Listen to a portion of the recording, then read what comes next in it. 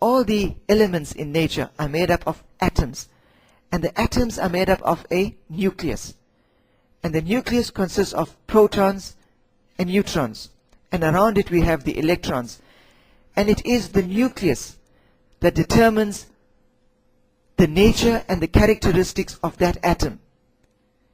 In much the same way, we have the same structural development in the living organisms, where the basic structure is the cell, and the cell has a nucleus, and in the nucleus we have the chromosomes, and it is the chromosomes, just like as in the case of the atom where we have the protons and the neutrons, it is the chromosomes that determine the characteristics and the properties of that cell.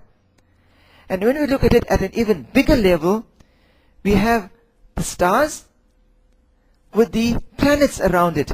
So whether we look at the smallest level or whether we look at the biggest level, we have a uniformity of structure. This again is against a random development. Now we are expected to learn from the signs that God has given us. And here we have a uniformity of structure. And we have to ask ourselves, what do we learn from this, besides the fact that all of this is created by a creator? When we look at the societies that we are trying to develop, the model has been set for us, and our wise teachers have told us that the building block of society is the family. The family is the cell of this great society that you want to build. And in the society, the nucleus is the parents, a mother and a father. Not two mothers, not two fathers. A mother and a father forms the nucleus of the family, and the family is the building block of society. If we follow this model, we are following a model in keeping with what we see in the world around us, which is the model that God has given us. And from this also, it's important for us to realize that it is the nucleus that is autonomous. It cannot be imposed upon from outside. So laws that take away the rights of parents are totally against a strong society. If we want to build a proper foundation and a proper society, we have to restore the rights of parents. Then we have the situation which we learn from quantum physics, that everything in nature, now we're not just talking about the animal world or the mineral world, we are including sound and light, etc. Everything has a dual nature. Just like the human being has a dual nature of the soul and the body, everything has a dual nature. And this dual nature is that they have the property of a particle and they have the property of a wave. A property of a particle is where it's more like a solid structure, and the property of a wave is where in science when we study it, there are certain characteristics and properties which we attribute to waves. And what we find is, again, there is a gradation, a spectrum of all the things in nature. On the one hand, we have the solid particles on the one end of the spectrum, which behave almost exclusively like particles, but they also have a wave characteristic to them. On the other end of the spectrum, we have something like sound, which is almost exclusively wave in its nature, but it does also have some particle properties. And in the middle, we have something that has both wave and particle characteristics, and this is light. And this is another amazing thing, that when we look at the teachings of the past, thousands of years ago, God has always been referred to as light.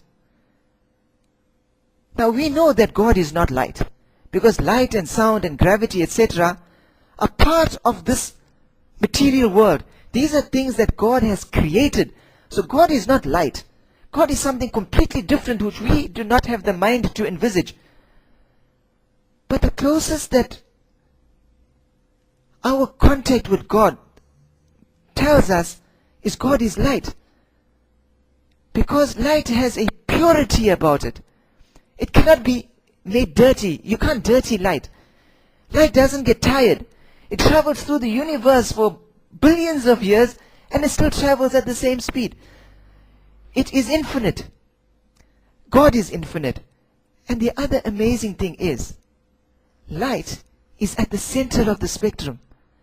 And our religion teachings have always told us that we must choose the middle path.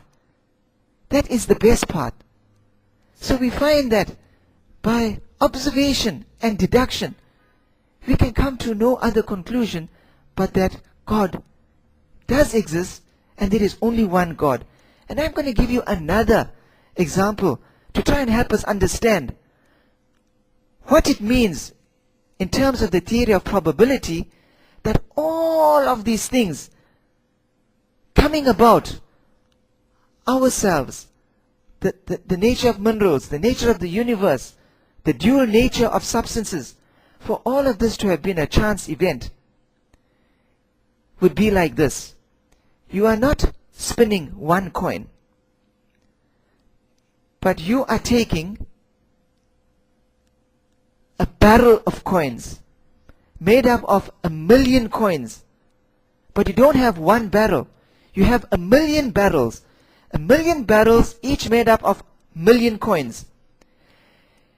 And each of these barrels is floating on a carpet. And this carpets, all these 1,000,000 carpets are floating all over the place.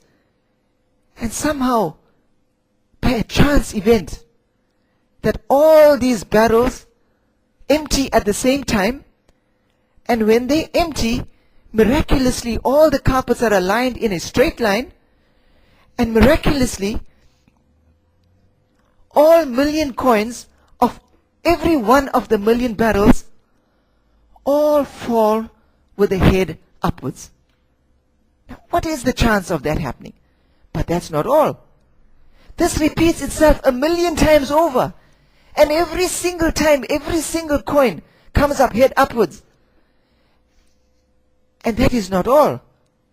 This entire process of the coins being dropped 1,000,000 times is repeated 1,000,000 times over, and each time we still get the coin coming up heads upwards. Now you think about that and you imagine it. That is what we are being told is the